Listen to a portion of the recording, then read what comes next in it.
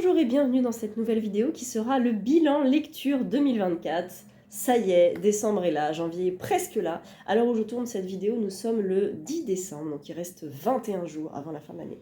Et en 21 jours, je pense pouvoir lire encore au moins 4 ou 5 bouquins, selon l'état de fatigue, selon l'état des vacances aussi, du temps libre que je vais avoir. Donc, on va commencer tout de suite, on va essayer d'être efficace. J'ai sorti mon tableau Google Drive. Je vais vous parler un petit peu de tout ce que j'ai lu. Enfin, non, pas tout, parce que ça fait beaucoup. Des romans que j'ai lus cette année. Il y en a eu pour l'instant 143. Je ne compte pas les graphiques. Je ne compte que les romans, les audios, poche, grand format, e-book, tout ça. Mais pas les graphiques, parce que j'ai une palle graphique aussi. D'ailleurs, je peux vous en parler. C'est un petit peu l'hécatombe cette année. En 2024, en graphique, j'ai mis celui-là, j'en ai lu 15. C'est pas beaucoup. C'est pour ça que je vous en parlerai dans une prochaine vidéo au niveau de mes objectifs. Un de mes objectifs, c'est de lire vraiment plus de graphiques parce que l'an dernier, j'en ai lu 12.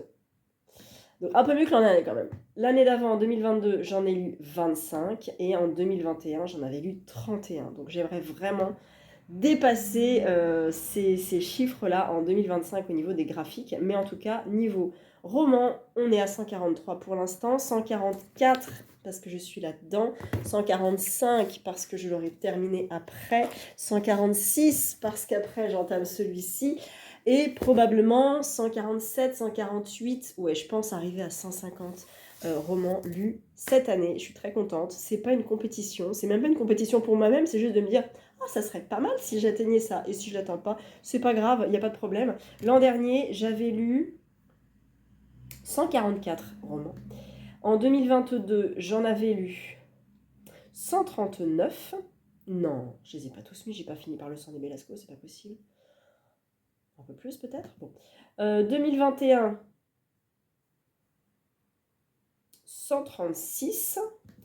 2020, 123. Oh, j'avais fini par les 7 sœurs, dis donc. Le tome 1 des 7 sœurs, je l'ai commencé en 2020, ça c'est marrant. Ça, je ne me rappelais plus que j'avais commencé ça en 2020. Bref. Donc, 143 pour l'instant. Objectif 150, je pense que ce sera réalisé. Au niveau de mes coups de foudre, parce que je ne compte pas les coups de cœur, j'ai beaucoup de coups de cœur. Des coups de foudre, j'en ai un peu moins, j'en ai eu 16 cette année. Je vais essayer de vous les mettre là. Comme ça, vous saurez un petit peu de quoi ça s'agit. Le premier coup de foudre que j'ai eu, les deux premiers coups de foudre, je vais les mettre ensemble, je pense. C'est deux romans de Amélie Antoine, Raison obscure et Ne vois-tu rien venir. Ils se font écho, je ne vous dis pas pourquoi. Il y en a un qui est plutôt roman adulte, l'autre plutôt roman jeunesse.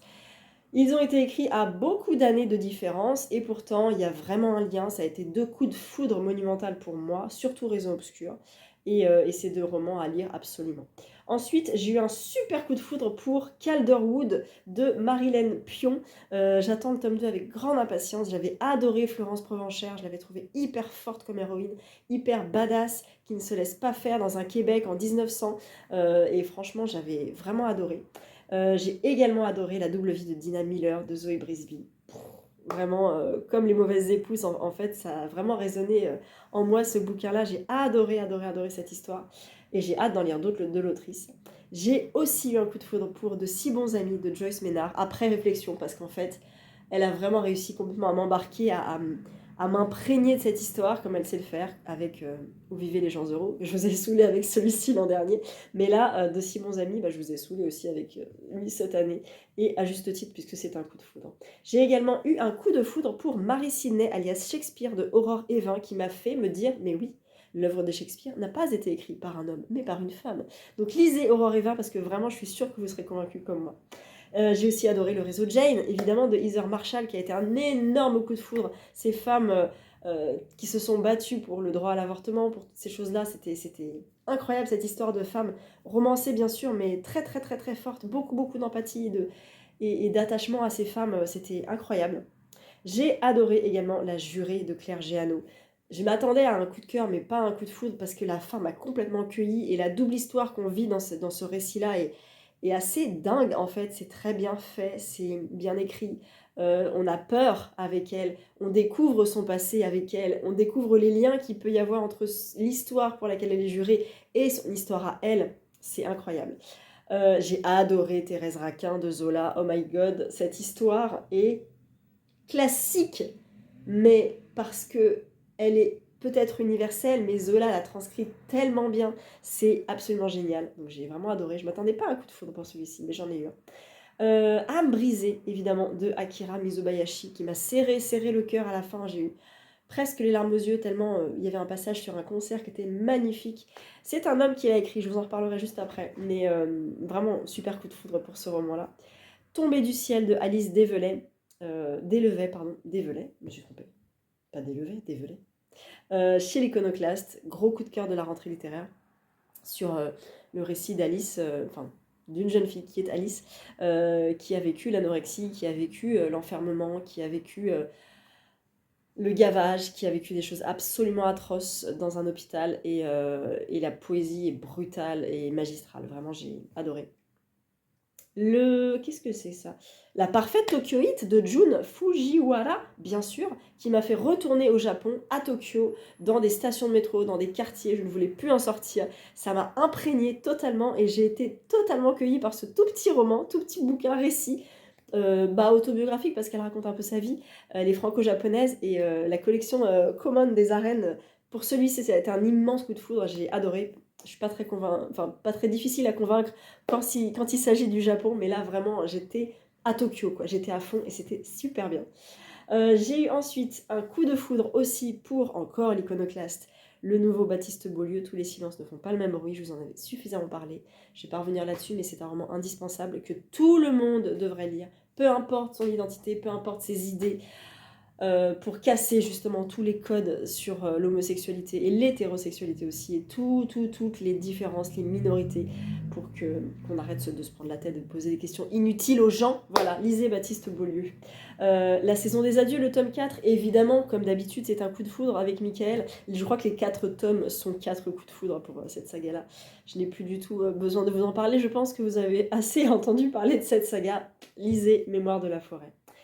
J'ai également eu un coup de foudre pour Nuit blanche de Nicolas Druard que j'ai lu fin octobre, pile pour Halloween. Il m'a emmené complètement dans ce huis clos et ça a complètement fonctionné avec moi. Je sais que ça n'a pas marché avec tout le monde. Peut-être les ficelles étaient un peu grosses, les personnages un peu caricaturaux, mais en tout cas avec moi c'était vachement efficace. C'était exactement ce que je cherchais d'un thriller en huis clos. C'était parfait et j'étais très très surprise et très agréablement surprise par cette histoire. Et enfin, mais nous ne sommes que le 10, je peux avoir d'autres coups de foudre. La ballerine de Kiev de Stéphanie Pérez, pareil, j'ai fini en larmes dans le métro. Enfin, en larmes. Les yeux très très mouillés. La guerre en Ukraine, des danseurs classiques, un danseur classique qui s'engage pour la guerre en Ukraine. C'était magnifique, magnifique, magnifique. D'une poésie folle, d'un ressenti avec plein d'émotions. La danse, évidemment, moi ça me parle. La danse et la guerre sont deux mondes complètement différents et pourtant, voilà, lisez La ballerine de Kiev. Donc voilà pour mes coups de foudre de l'année 2024. Au niveau un peu plus statistique, on va rentrer là-dedans. Et cette année, donc, j'avais comme objectif de lire un peu plus de romans d'occasion. J'en ai pas lu beaucoup, j'ai lu que 15% de romans d'occasion. Bon, on verra l'an prochain. Mais c'est vrai que finalement, ça rejoint un petit peu la suite, c'est que j'ai lu 55% de SP, de services de presse, contre 44% de ma bibliothèque personnelle. Et finalement, je reçois beaucoup de livres de services de presse qui sont neufs. Donc forcément, ça ne peut pas être de l'occasion. Donc c'est compliqué pour moi de dire, je reçois des bouquins, soit que je demande, soit que je ne demande pas, mais que je lis et que j'adore, qui sont neufs. Je vais pas dire, non, j'en veux pas, je les redonne et puis je l'achète d'occasion. J'en suis pas là, j'avoue. Donc oui, c'est normal en fait que que je reçoive ou que j'achète plus de neuf que d'occasion, puisque je reçois beaucoup de SP. Donc 55% sont des livres service presse que j'ai lus. Au niveau format, je lis plus de grands formats que de poche. Là encore, j'ai souvent des grands formats en service de presse, 49%. Et j'ai quand même presque 5% à l'audio. Voilà, donc j'écoute pas mal de bouquins. J'en écoute un par mois à peu près. Donc voilà. Niveau du genre, ça ne change pas et c'est tant mieux. Je lis 63% de femmes contre 36% d'hommes. Et ça rejoint à peu près les autres années, 63% cette année. L'an dernier, 66%. En 2022, 57%. En 2021, 64%. Et en 2020, je ne sais pas si je l'avais à l'époque. Oui. Non. Non, je l'avais pas. Ah, si 49% de femmes en 2020. Mais bon, voilà, les choses ont changé. Merci Marceau Féminin. Mais c'est vrai que maintenant, quand je regarde ma palle, Femme, femme, femme, homme, femme, homme, femme, femme, femme, homme, femme, femme, femme, femme, femme, femme. Ouais, il y en a pas mal hein, quand même. Donc ça va, franchement ça va. Au niveau du format, donc je vous l'ai déjà dit, au niveau de l'état, c'est bon. Les maisons d'édition, il y en a énormément. J'en ai lu beaucoup, beaucoup de maisons différentes. Donc je ne saurais pas. Là, le camembert est énorme et très, très coloré en fait. Donc il y a une maison d'édition qui ressort, c'est Pocket. 15% des livres lus sont chez Pocket. 3% chez Verso. 6% chez Livre de Poche. 4% chez Folio. 6% en 10-18. Nami 3%, l'Iconoclaste presque 5% aussi. Donc en fait dans le classement on a Pocket, Livre de Poche, 10-18 ex aequo. Donc Pocket, Livre de Poche, 10-18, l'Iconoclaste et après Folio. Donc plutôt du poche finalement. Pourquoi j'ai plus de grands formats ? Je ne sais pas. Bref.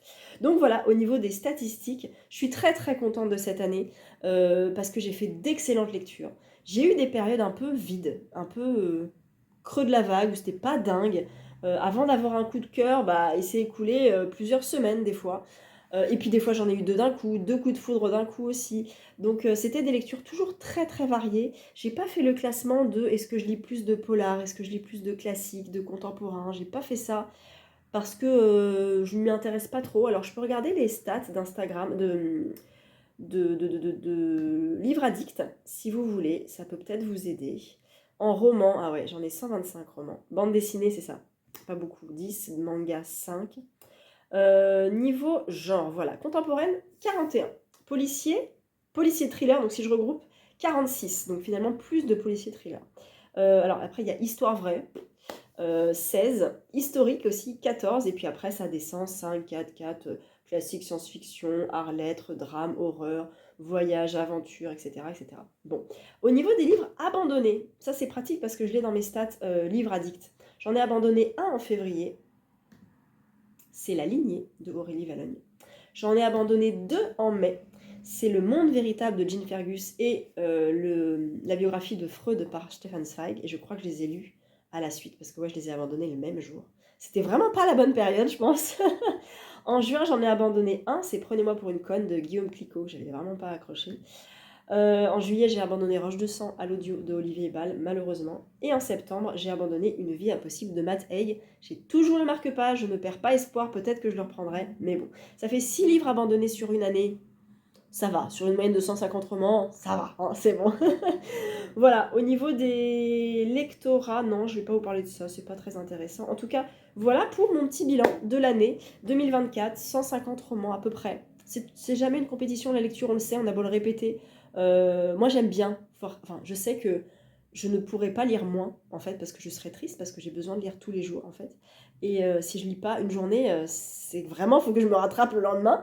Mais il y a toujours le livre audio, j'ai toujours des bouquins sur ma liseuse ou sur mon téléphone, j'ai toujours plein de trucs à disposition pour lire. J'ai toujours un bouquin dans mon sac quand je prends les transports. Voilà, je ne suis jamais très loin de mes lectures de toute façon. Et il y a toujours moyen de dégager du temps pour lire. Alors bien sûr, on n'a pas tous la même vie, et évidemment, et heureusement, il y en a qui n'ont pas d'enfants, il y en a qui en ont un, il y en a qui en ont 4, et qui se débrouillent comme ils peuvent en fait, qui lisent 3 pages par jour et ça leur convient. Mais voilà, lisez pour le plaisir avant tout, lisez ce que vous voulez, et ne vous prenez surtout pas la tête, ne nous prenons surtout pas la tête sur nos lectures. C'est un bilan effectivement statistique, parce que moi c'est ce que je fais, c'est ce que j'aime faire depuis 4 ans, même plus parce que j'avais 2019 aussi, c'est la 5e année que je fais ça.